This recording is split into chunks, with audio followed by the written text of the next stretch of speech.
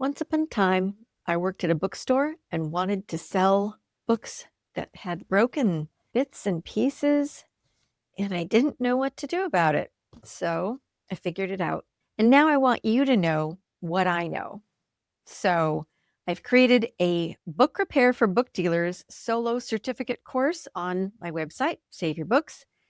And you can learn things like how to repair slipcases, boxes like this that are falling apart a bit, what to do about dust jackets and what not to do, how to touch up the color at the head and tail of a book when that's just the only thing wrong with it, and even how to fix the gilt on a book where the gilt is falling off.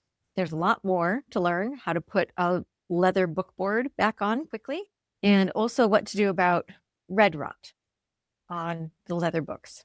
And they all lived happily ever after because they took the Book Repair for Book Dealers solo certificate course. And while it's a solo certificate course, you don't have to do it alone. You can sign up for office hours and meet with me twice a month, talk about your projects, and I will help you.